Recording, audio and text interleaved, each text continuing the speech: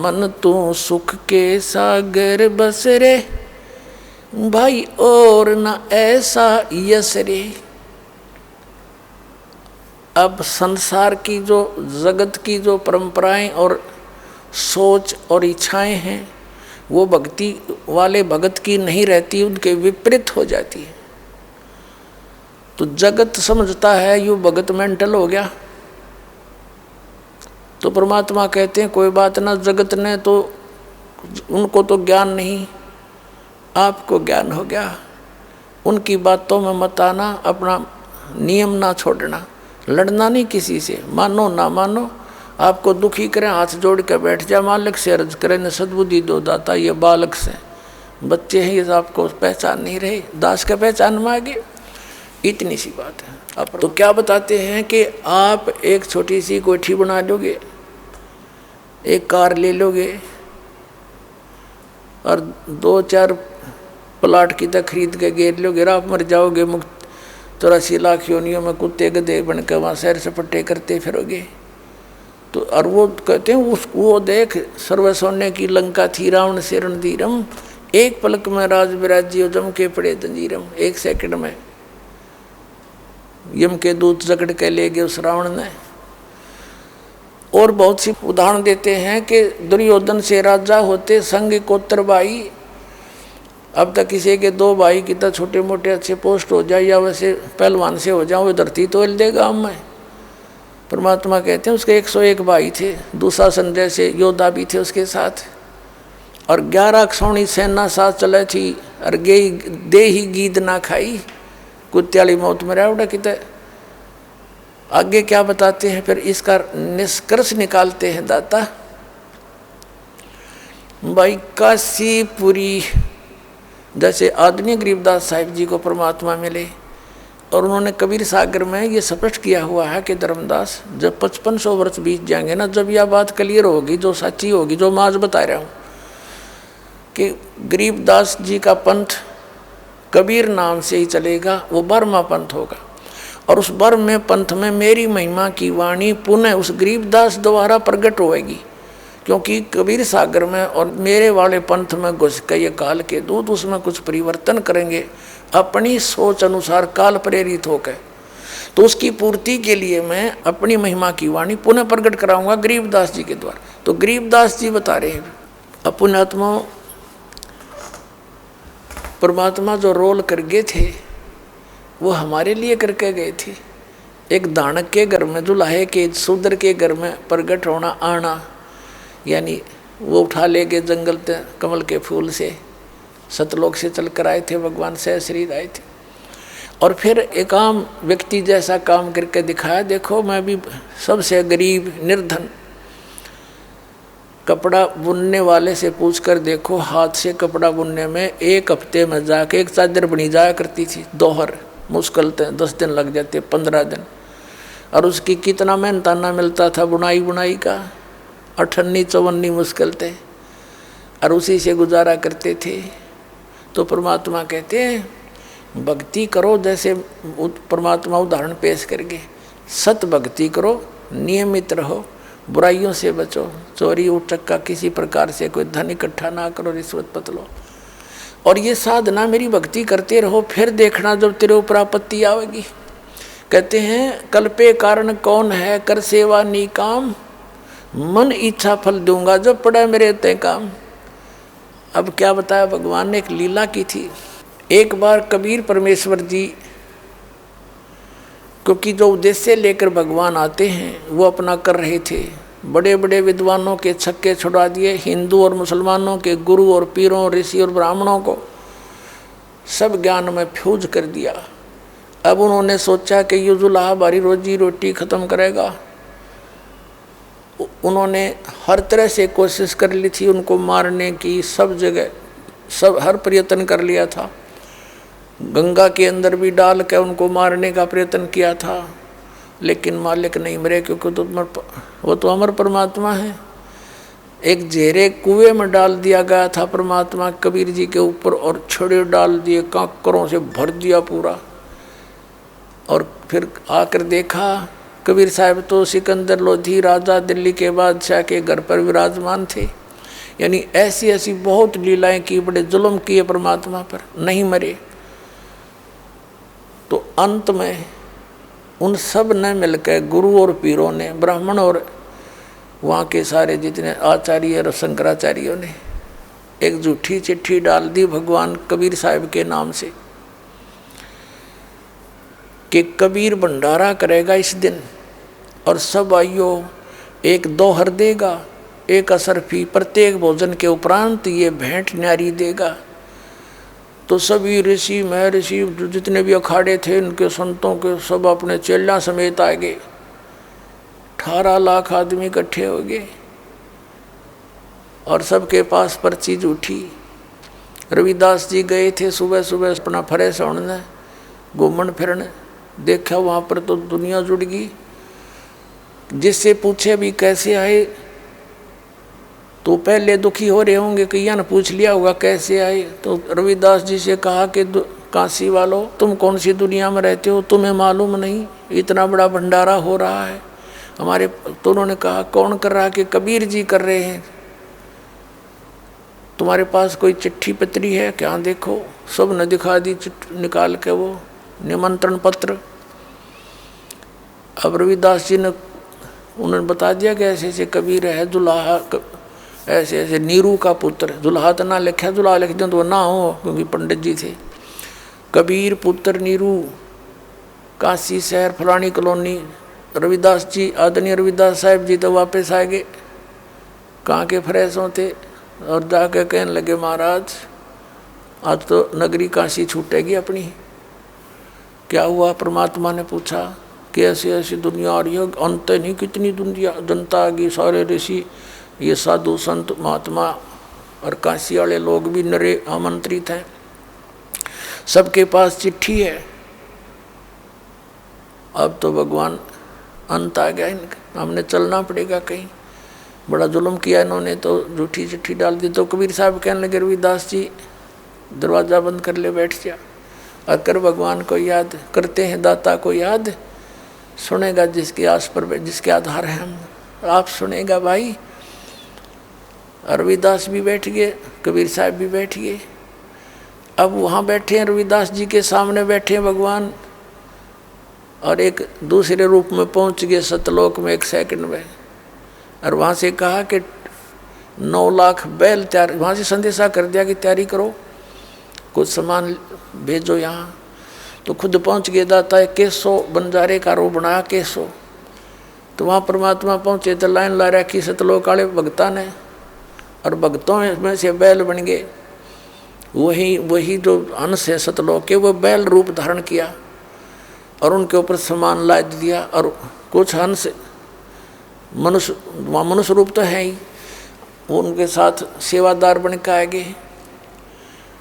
और अगले ही पलक में वह यहाँ पृथ्वी पर आ उतरे, भंडारा शुरू कर दिया।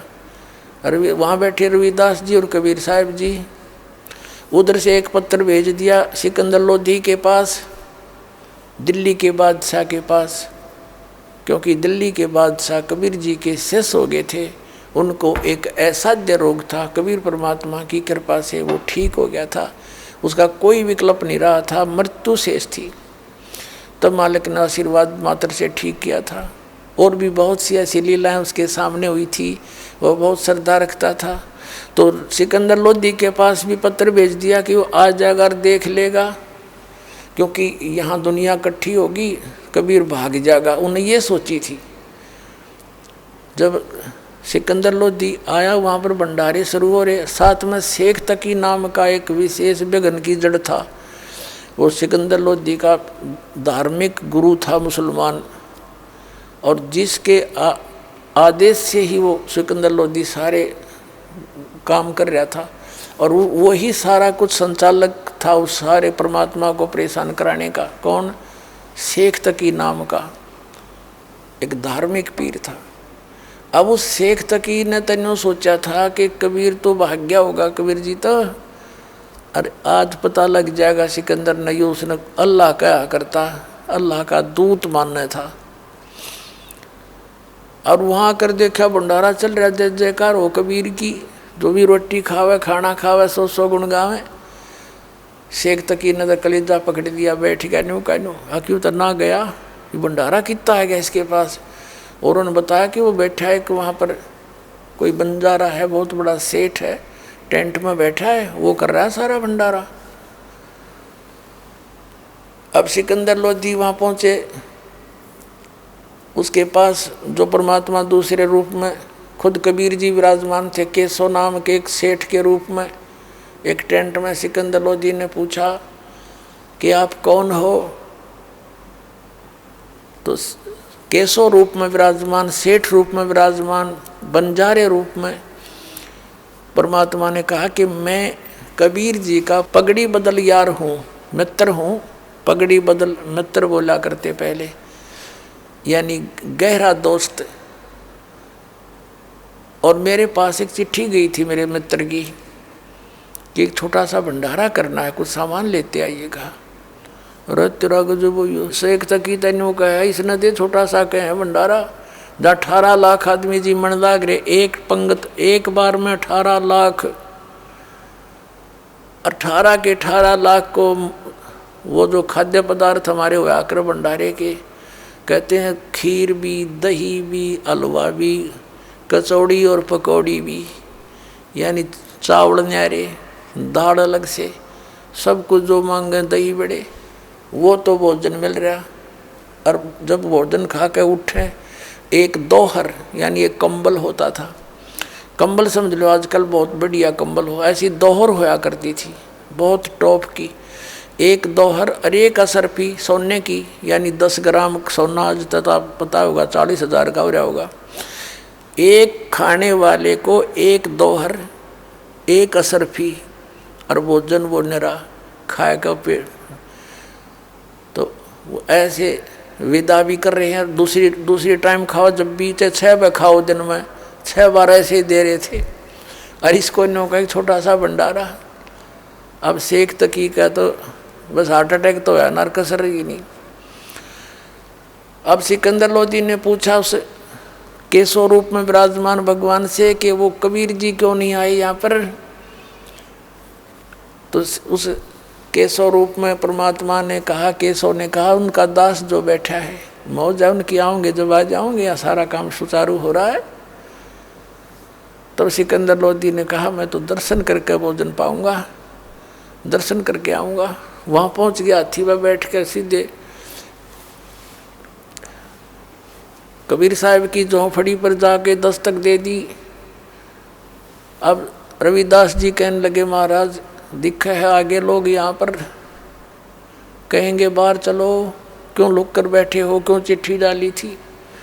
परमात्मा बोले बोला मत, सांस घोट ले, दरवाज़ा खोलिए ना, क्वाड पीट कर चले जाएंगे, अपना के लेंगे। और रात न मैं चला जाऊंगा रविदास नगरी ने छोड़ के, ये ना जीण दे मेरे को, इनने तो मुझे परेशान घना कर दिया। अपने मुँह बोले माता पिता और बच्चों को लेकर मैं निकल जाऊंगा, या आज रात हो लड़ दे किसी तरह। अब इतना कह रही थी, फिर आवाज़ करी कि महाराज दरवाज़ा खोलो।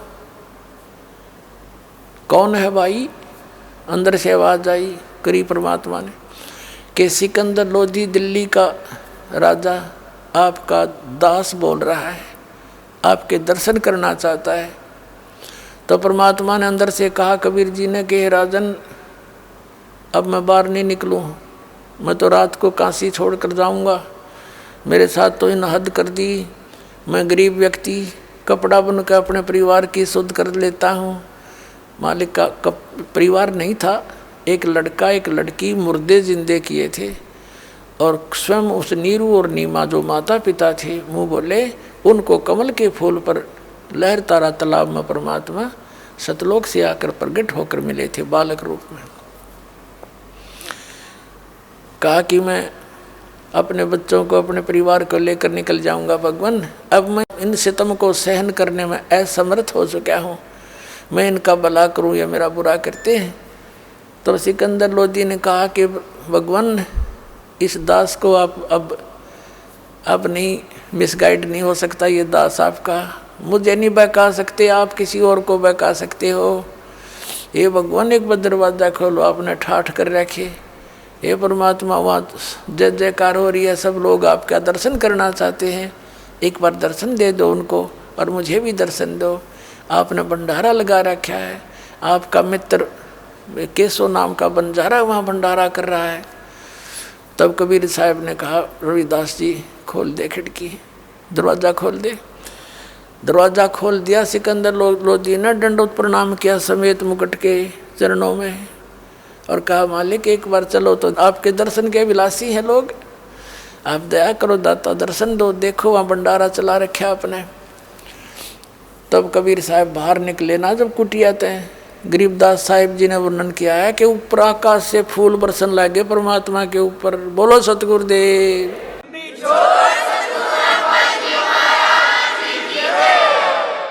फिर कबीर परमात्मा ने अपने आप ऊपर से एक मुकुट आ गया कबीर जी के सिर पे, सतलोक से स्वर्ण सोने का मुकुट आ करके हीरे पन्ने जड़े हुए अपने आप रखा गया और हाथी के ऊपर बैठा लिया सिकंदर लोधी ने कबीर रविदास जी को और परमात्मा कबीर जी को, और आप बैठ गया। चंवर पहले रविदास जी कर रहे थे, चंवर अपने मालिक पर। फिर सिकंदर लोधी ने कहा, भगत जी मुझे दे दो, आप तो रोज ही सेवा करते हो गुरुदेव की, मुझे भी दया कर दो, कुछ देर में भी लाभ उठा लो। तो हाथी पर बैठा के अंबारी होती हाथी पर राजा लोग रखते थे, एक अलमारी सी पूरा बेड सा होता था, खोखा सा, वो खोल दिए चारों दरवाजे, उसके ऊपर रख दिए ठाके छत पे और बैठ गए अंबारी में। चंवर करते हुए आ रहे हैं, लोग देख रहे हैं कौन है कबीर के, वो बैठा मुकुट पहरे, और ये पीछे कौन है कि ये राजा है सिकंदर लोधी, उन पे चंवर कर रहे हैं। सारे मेले में घूम कर जय हो कबीर की, जय हो कबीर जी की ठाठ कर दिए। ऐसा भंडारा की तो देखा नहीं, सुना नहीं।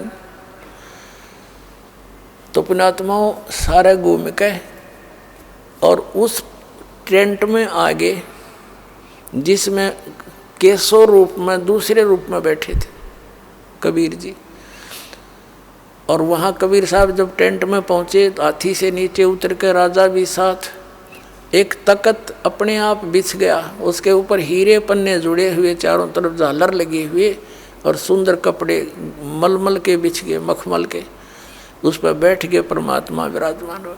8 पैर तक यानी 24 घंटे केशव रूप में भगवान प्रसन्न करते हैं, कबीर रूप में उतर देते हैं। ये लंबा प्रकरण है, आने वाले समय में सुनाएंगे। अब कहने का भाव ये है कि इतना कुछ मालिक ने किया, सब विदा हो गए, सब सामान लपेट लिया, बैलों पे रख दिया, चलने की आदेश दे दिया कि केशव ने कि चलो बच्चों ले चलो अपने बैलों को।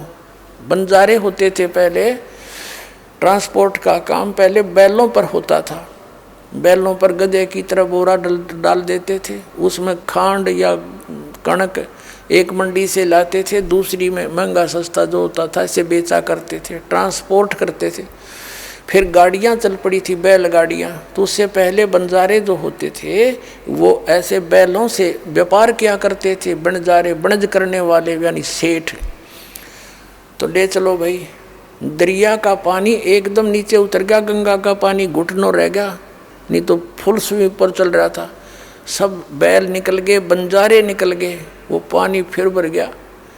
कबीर साहब वहाँ खड़े, दूसरा रूप केशव खड़ा, सिकंदर लोधी खड़ा, शेख तकी खड़ा, और भी बहुत से लोग दर्शक खड़े कि ये कबीर है, ये है वो कबीर जी। तो सिकंदर लोधी ने कहा कि केशव आप तो जाओ, आपका तो काफिला बहुत दूर जा चुका होगा, पीछे रह जाओगे।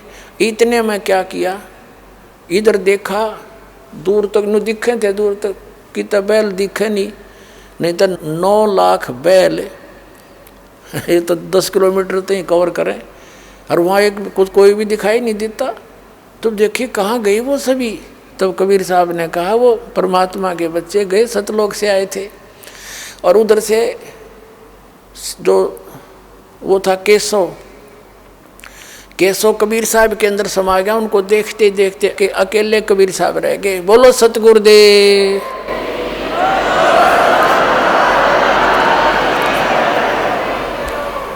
आज सत्संग का प्रसंग था उसका निष्कर्ष अब ये बनाया परमात्मा ने,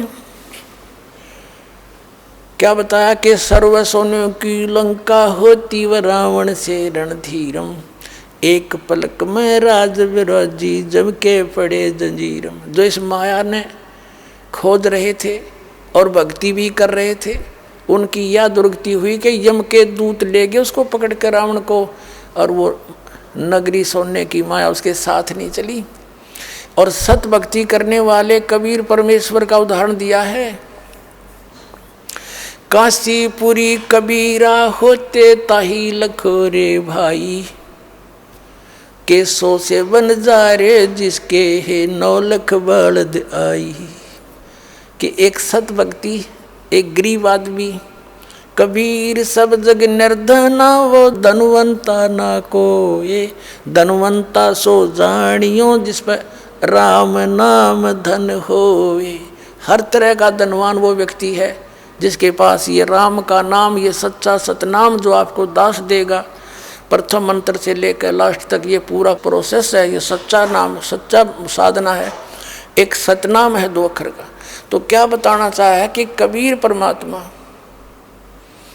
काशीपुरी कबीरा होते ताही लखोरे बाई, उसने देख लो कपड़ा बुनते थे, जो पैसा बच जाता था बुनाई से अपने घर के खर्चे से भंडारा कर देते थे कबीर परमात्मा, और अपना हैंड टू माउथ रहे, लेकिन विश्वास भक्ति पर, भगवान पर रहा, सत भक्ति करते रहे।